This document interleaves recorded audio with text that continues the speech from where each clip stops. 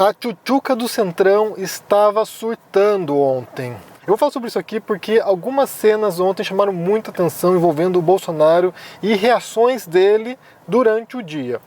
Mas antes disso, já curte esse vídeo, deixa aqui embaixo no comentário um bom dia, se inscreva no canal e ative o sininho para ser notificado de vídeos novos. Isso é muito importante para ajudar aqui no engajamento. Também confira meu lançamento chamado Como Vencer um Debate Tendo Razão. É um livro sobre falácias lógicas, sobre argumentação racional, sobre debate e como aplicar uma ética para poder buscar o conhecimento, buscar a verdade e poder expressar de melhor modo a realidade. Então, vamos ver aqui um vídeo, com algum resumo do dia de ontem aqui, aquilo que o Bolsonaro fez, a abominação que é o presidente do Brasil hoje. Depois vamos analisar aqui o que isso significa. Então, assistam. Você quer falar comigo? Fala comigo. Sim. Fala comigo. Vem cá, vem cá. Oxi, vai. Não, eu quero falar. Você está acusando? Segundo jornalista. Que jornalista? Segundo Qual jornalista. Olha, toda semana quase vocês demitem um ministro meu segundo fontes falaciosas. Matéria do Metrópolis. E não diz a origem da pessoa. Matéria do Metrópolis. Vocês querem Meu só... colega está falando. Matéria do Metrópolis. Nome no jornalista. É o Guilherme Amado. Guilherme Amado, tá de brincadeira. Esse cara é um filho do mundo. Esse cara foi uma fábrica de fake news. Então é mentira, ele acusou, é isso? Ele Não é acusou verdade? o Luciano Hang da golpe, é isso? Ele acusou o Luciano Hang. Posso explicar? Você não. Ele acusou o Luciano Hang. Não, ele não acusou. Ele teve acesso a um grupo de WhatsApp do qual ele participou e ele tem os prints das conversas. Mostra isso aí. Tá na matéria, é só clicar no Metrópolis.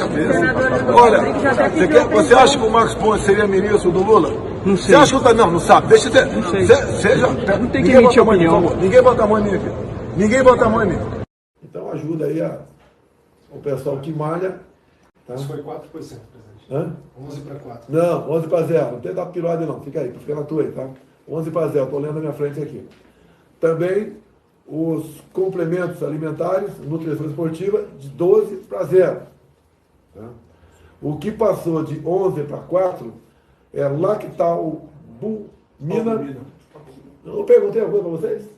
Eu perguntei alguma coisa? Quarta-feira. A primeira delas foi por causa de um youtuber de direita que foi lá questionar o Bolsonaro, que foi indagar o Bolsonaro, que foi perguntar algumas coisas para ele, o Bolsonaro deu uma resposta atravessada e daí ele entrou nessa frase que viralizou, que se tornou o assunto mais comentado ontem no Twitter, que é tchutchuca do Centrão. Essa é uma crítica feita há um bom tempo ao Bolsonaro, inclusive o próprio Bolsonaro chegou a dizer, me criticam porque eu estou alinhado ao Centrão, porque eu estou me relacionando com o Centrão, mas eu sempre fui do Centrão. Ele disse isso, O próprio Bolsonaro foi lá e reconheceu isso e é claro que é uma enorme contradição, porque você teve um presidente, um candidato à presidência que se elegeu com base em vários discursos, entre eles combate à corrupção, entre eles combate à esquerda, combate ao kit gay. Mas uma das retóricas fortes do Bolsonaro na campanha eleitoral de 2018 foi de que ele não faria conchavos, de que ele não faria tomar lá da cá, de que ele não compactuaria com grupos espúrios dentro do Congresso e desse modo ele governaria de maneira técnica, com ministros técnicos e que não cairia no jogo da velha política. Velha política é um termo bastante usado, nesse sentido desse jogo tradicional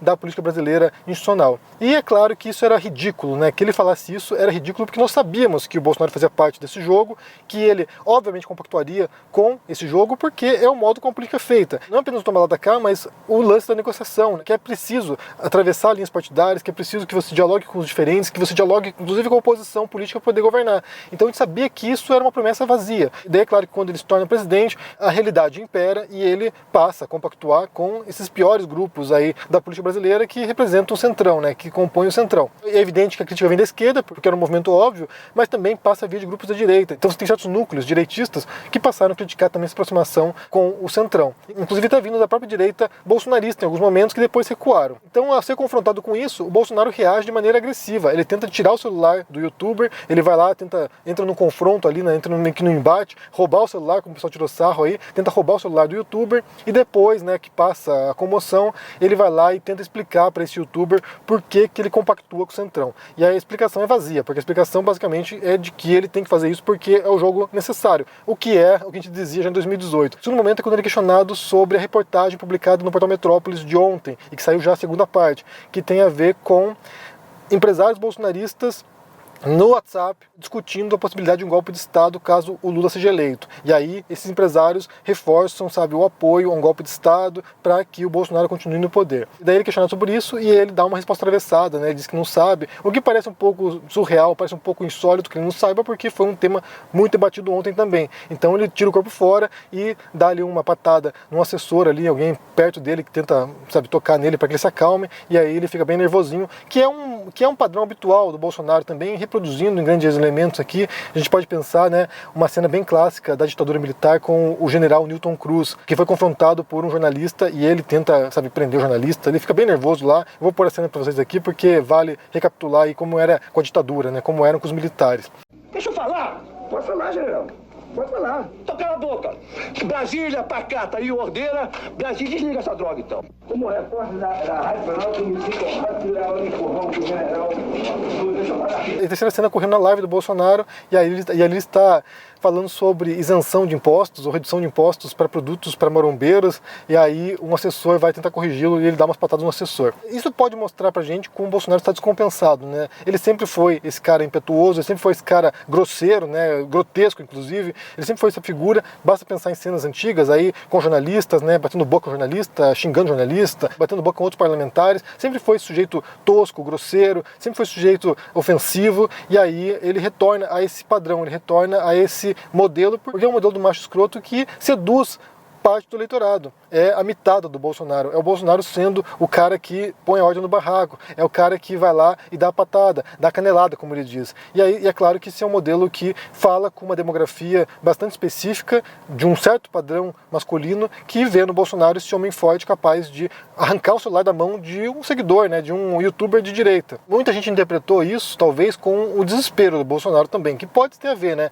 Pode ser, por um lado, a retomada de um padrão de comportamento, que é o padrão que o caracterizou durante muitos anos como parlamentar, mas também pode ser uma reação a pesquisas que estão surgindo agora que demonstram que, apesar de um auxílio para a população mais carente ter sido aumentado e ter sido ampliado e aumentado o valor, que esse auxílio não tem impactado nas intenções de voto do Bolsonaro, que mesmo assim ele está estagnado na população mais pobre do Brasil, e o Lula continua liderando com bastante folga. Isso já pode sinalizar um certo estresse do Bolsonaro, o modo como ele está reagindo às coisas, alguém já descompensado, que sabe que vai perder a eleição e que talvez isso leve, né, à prisão dele e de mais um monte de bolsonaristas. Então, o nervosismo pode ser essas duas coisas. Eu interpreto como, em parte, de fato, uma estratégia, uma tática bolsonarista, ou uma tática não, mas talvez o comportamento natural dele, né, o habitual dele de ser o cara grosseiro, mas também pode ser uma reação a um futuro aí próximo no qual ele não se reeleja.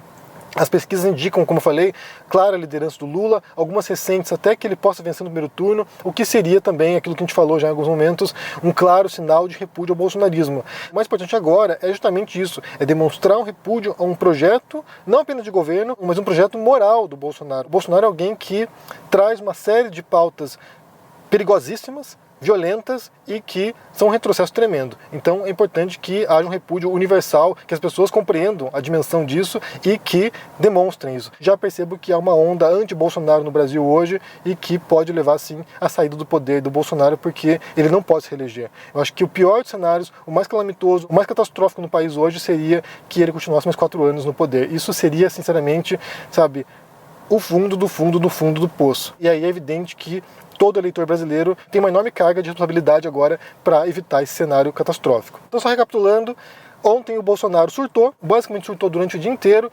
Pode ser que tenha a ver com a personalidade dele, que agora está vindo à tona de novo, né, para mostrar o machão que se revolta com tudo, né, que se indigna com tudo, que dá a canelada, mas também pode ser uma resposta de estresse por causa da possibilidade de não se reeleger. Isso tem pegado muito o Bolsonaro, porque ele tem tentado agora usar a máquina do Estado para isso, para tentar conseguir votos, tem usado desse auxílio, por exemplo, tem usado de vários recursos para fazer isso, tem obtido pequeno crescimento nas pesquisas, mas nada significativo a ponto de dar uma liderança ou de aproximá-lo ao Lula. Então o cenário não é favorável para o Bolsonaro e é importante expressar repúdio a esse modelo. O Bolsonaro é uma ameaça, sempre foi uma ameaça e agora é pior ainda. E o que vocês pensam no comentário sobre esses surtos do Bolsonaro, né? Como você interpreta isso? Deixe aqui embaixo no comentário, deixe o joinha, se inscreva aqui no canal, se torne um membro ou um apoiador para dar uma força e se cuide por aí. Um abração e até mais.